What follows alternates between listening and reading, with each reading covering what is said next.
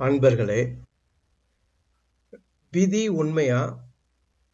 தலையெழுத்து என்பது உண்மையா? தலை விதி ஃபேட் என்று கூறுகிறார்களே, அது உண்மையா என்பதை பற்றி வேதாத்திரியத்தை ஒட்டி ஆராய்வோம். வேதாத்திரியம் கூறுகிறது, ஒரு குழந்தை தாயின் கருவில் எவ்வாறு உருவாகிறது என்பதை பார்க்கும் பொழுது, அந்த குழந்தையின் தாய் தந்தையர் எவ்வளவோ தடவைகள் உடல் உறவு கொண்டாலும் ஏதோ ஒரு க்ஷண நேரத்தில், ஒரு நொடி பொழுதில் அந்த தாயின் கருவும் கருமுட்டையும் அந்த தந்தையின் கோடிக்கணக்கான விந்தணுக்களில் ஒரு விந்து அணுவும் சேர்ந்து குழந்தையின் கருவாக தாயின் வயிற்றில் உருவாகிறது. இந்த விந்தையை செய்வது இறை சக்தி என்று சொல்லப்படும் தெய்வ சக்தியே.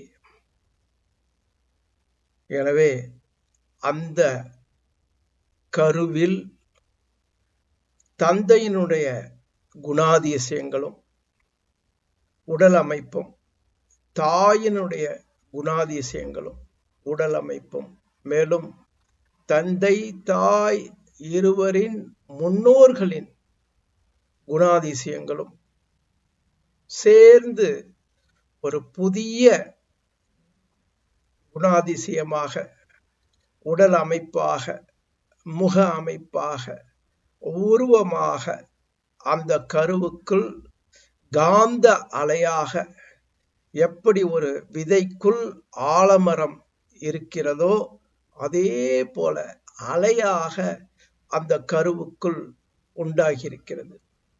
அந்த கரு வளர்ந்து குழந்தையாகி தாயின் வயிற்றிலிருந்து இந்த உலகத்திற்கு வந்து வாழும் பொழுது இந்த குணாதிசயங்களே, உடல் அளவு, குணத்தின் அளவு, இவைகள் மேலோங்கி அந்த குழந்தைக்கு வாழத் தொடங்குகிறது. 3 வயதிற்கு மேல் அந்த குழந்தையின் மூளை போதிய அளவு வளர்ச்சி அடைந்த பிறகு அந்த குழந்தை தனது ஐம்புலன்களால் செய்யும் செயல்களால் ஏற்பட்ட பதிவுகளும் அந்த கருவமைப்பு பதிவுகளோடு சேர்ந்து கொள்கின்றன. வளர வளர இதுவே அந்த குழந்தையின், அந்த மனிதனின் குணாதிசயமாகவும் உடல் அமைப்பாகவும் வாழ்வின் வளங்களாகவும் மாற்றம் பெற்று அவனது வாழ்க்கையில் ஏற்படும் பெரிய இன்ப துன்பங்களுக்கு மூலமாக அமைகிறது. இதைத்தான் நாம் தலைவிதி என்றும் தலையெழுத்து என்றும் ஃபேட் என்றும் கூறுகிறோம். இது ஒரு புறம் இருக்க, 16 வயது மனது முதிர்ச்சி அடைந்த பிறகு அந்த மனிதன் இதை பற்றி சிந்திக்கிறான். தன்னளவு இருக்கும் அந்த மனதில் இருக்கும் குறைகளையும் உடலில் இருக்கும் குறைகளையும் போக்க முயற்சிக்கிறான். பல்வேறு வழிமுறைகளை பின்பற்றுகிறான். வாழ்க்கை வளங்களை பெற நினைக்கிறான். நல்ல உடல் நலம், நீண்ட ஆயுள், போதிய செல்வம், நல்ல நட்பு நலம், அனுபவித்து வாழும் தன்மை போன்ற அனைத்து நன்மைகளையும் பெற முயற்சிக்கிறான். ஆனால் அவனது கரு அமைப்பிலேயே அதற்கு எதிரான பதிவுகள் இருக்கும் பொழுது அவனது முயற்சிகள் பெரும்பாலும் வெற்றி அடைவதில்லை. அந்த கரு அமைப்பின் அந்த நொடியில் அந்த குணாதிசயங்கள், உடல் அமைப்பு, இவைகளுக்கெல்லாம் காரணம் இந்த சூரிய குடும்பத்தில் உள்ள கோள்கள். சூரியனையும் சேர்த்து அது பூமியிலிருந்து எந்த அளவுக்கு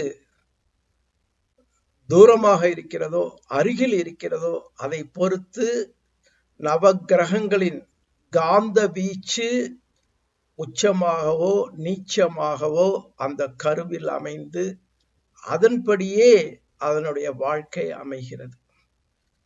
இந்த ரகசியத்தை புரிந்து கொண்டு விட்டோமானால் மற்ற முயற்சிகளை எல்லாம் கைவிட்டு மிக கடுமையாக உடல் அளவில் மனதளவில் போராடி அந்த தேவையற்ற குணங்களை, உடல் அமைப்புதனை மாற்ற முயற்சிப்பதற்கு பதிலாக எந்த காரணத்தினால் சில குறைகள் கருவிலேயே ஏற்பட்டதோ அந்த காரணத்தை கண்டுபிடித்து அந்த கிரகங்கள் மீது மனதை வைத்து தவம் செய்வதன் மூலம் நிச்சயமாக மாற்றிக்கொள்ள முடியும். அதற்கு இந்த நவக்கிரக பவர் தவம் பெரிதும் உதவும். இந்த தவத்தினை தொடர்ந்து நாம் செய்வதன் மூலம் அனைத்து நவக்கிரகங்களின், பிரபஞ்சத்தின், பஞ்சபௌதிகங்களின் காந்தம் நம் மனதிற்கு கொஞ்சம் கொஞ்சமாக சரியான விகிதாச்சாரத்தில் வரத் தொடங்கும். அப்பொழுது அந்த மனிதனின் வாழ்க்கையில் இயல்பாகவே போதிய உடல் நலம், நீண்ட ஆயுள், போதிய செல்வம், நட்பு நலம், உயர் புகழ், மெய்ஞானம் இவைகள் இயல்பாக நிறைவாக இருக்கத் தொடங்கும். எனவேதான் நாம் மற்ற தவங்களை விட இந்த பஞ்ச பௌதீக நவக்கிரக தவத்திற்கு மிகவும் முக்கியத்துவம் கொடுக்கிறோம். இதை புரிந்து கொண்டு ஒவ்வொரு புதன்கிழமையும் காலை 5:30 மணிக்கும் மாலை 6:30 மணிக்கும் இதை ஆன்லைனில் நடத்துகிறோம். மேலும் யூடியூப் சேனல் நவக்கிரக பவர், இதில் பல்வேறு நவக்கிரகங்களில் வழிபாட்டு முறைகள் கொடுத்திருக்கிறோம். அன்பர்கள் முதலில் அந்த யூடியூப் சேனலை சப்ஸ்கிரைப் செய்யவும். அதுதான் நீங்கள் செய்யும் கைமாறு. மேலும் நீங்கள் 9176089579 என்ற செல்போனில் வாட்ஸ்அப் குரூப்பில் இதே நவக்கிரக பவரில் இணைந்து கொள்ளலாம். இது போல புதிய புதிய தகவல்கள் கொடுக்கப்படும். குறைந்த நாட்களிலேயே, ஒரு மண்டலம் என்று சொல்லுவார்கள், 48 நாட்களுக்கு இதை உறுதியாக இந்த தவத்தினை செய்து வர வர தலையெழுத்து எப்படி இருந்தாலும் அதை மாற்றி அமைத்து கொண்டு வாழ முடியும் என்ற நம்பிக்கை நமக்கு வரத் தொடங்கிவிடும்.